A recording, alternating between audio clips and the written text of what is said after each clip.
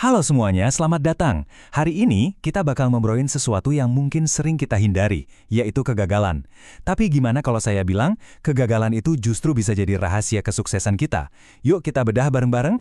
Pernah nggak sih ngerasa hancur banget gara-gara gagal? Rasa sakitnya, kecewanya, kita semua pasti pernah ngalamin.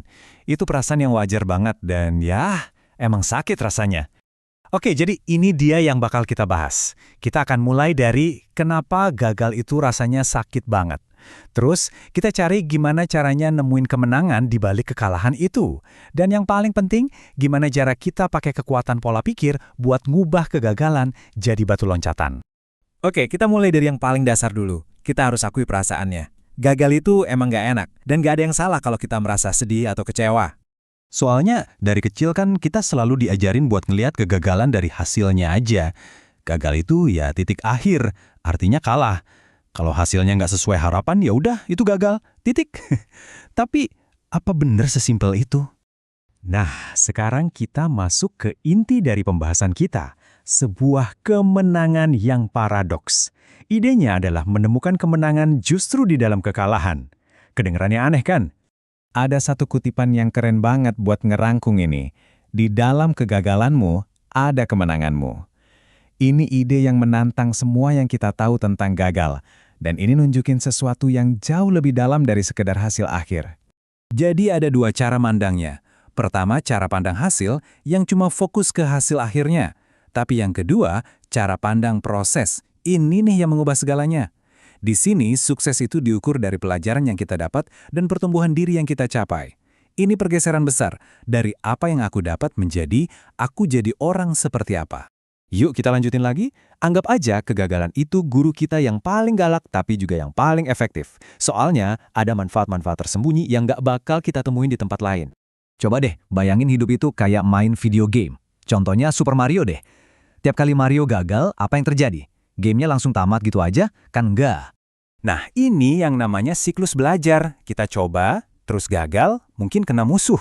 Terus kita belajar, oh oke, lain kali jangan loncat ke situ. Akhirnya, kita berkembang, jadi lebih jago, dan bisa maju ke level berikutnya. Tiap kegagalan itu data baru buat percobaan selanjutnya. Dan pelajarannya itu bukan cuma soal teknis loh, justru dari kegagalan kita benar-benar belajar soal kerendahan hati dan ketangguhan. Disitulah karakter sejati kita dibentuk dan kita bisa tumbuh jadi pribadi yang lebih baik. Coba deh pikirin ini. Orang yang langsung sukses itu cuma belajar satu hal, yaitu kesombongan. Fondasinya nggak kuat. Sebaliknya, orang yang gagal berkali-kali tapi terus belajar, pas dia sukses, fondasinya bakal kokoh banget karena dia tahu rasanya jatuh dan gimana cara buat bangkit lagi. Jadi, ini dia poin utamanya. Bukan kegagalannya yang mendefinisikan siapa kita, tapi gimana cara kita merespons kegagalan itu. Pola pikir itu segalanya. Keyakinan kita atau cerita yang kita omongin ke diri sendiri setelah gagal, itu yang nentuin segalanya. Apa yang kita bisikin ke diri sendiri, itu punya kekuatan yang luar biasa. Lihat deh bedanya. Pola pikir yang destruktif bilang, aku gagal karena aku bodoh. Yang akhirnya bikin kita nyalahin diri sendiri terus dan jadi depresi. Sebaliknya, pola pikir yang konstruktif bilang, kegagalan ini bagian dari proses perkembanganku. Ini yang ngebuka jalan buat bangkit lagi dan tumbuh. Dua pola pikir, dua nasib yang beda jauh. Dan ingat ya, perasaan itu bukan fakta.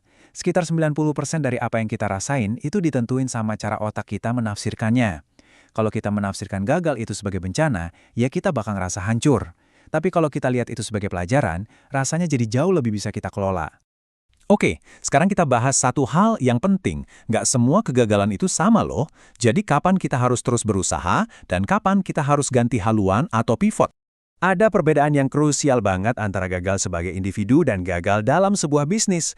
Paham soal ini jadi kunci buat ngambil keputusan yang cerdas. Kalau buat diri kita sendiri tujuannya adalah pertumbuhan pribadi. Mantranya, orangnya harus selamat. Jadi aksinya ya belajar dan terus maju. Tapi kalau di bisnis, beda cerita. Tujuannya adalah kelayakan pasar. Mantranya, bisnisnya boleh gagal tapi orangnya jangan. Jadi kita harus analisis dan berani pivot kalau emang diperlukan. Kadang-kadang, masalahnya itu bukan di kita. Ada faktor luar, kayak tech winter di dunia startup misalnya. Yang artinya, ini waktunya buat beradaptasi, bukan nyerah sama diri sendiri. Pivot dalam bisnis itu bukan kekalahan pribadi, itu justru langkah strategis yang cerdas. Oke, jadi gimana caranya kita bisa nerapin semua ini dalam hidup kita? Semuanya bisa kita rangkum jadi satu kerangka kerja yang simpel buat ngejalanin proses kita. Prosesnya simpel banget, cuma 2 langkah. Tiap kali kita gagal, pertama, tanya, pelajaran apa yang bisa gua ambil dari sini? Kedua, putuskan, oke, tindakan perbaikan selanjutnya apa? Udah gitu aja, dari gagal jadi maju. Jadi, berhentilah nyalahin diri sendiri. Itu gak ada gunanya sama sekali dan gak akan ngubah apa-apa. Nyalahin diri sendiri itu cuma ngerusak dari dalam. Fokus aja ke pelajarannya dan langkah selanjutnya. Disitulah kekuatan kita yang sebenarnya. Aku bakal tinggalin kalian dengan satu pertanyaan ini. Daripada takut sama kegagalan berikutnya, coba deh tanya ke diri sendiri, pelajaran apa yang bakal diajarin sama kegagalanku selanjutnya. Terima kasih udah nyimak.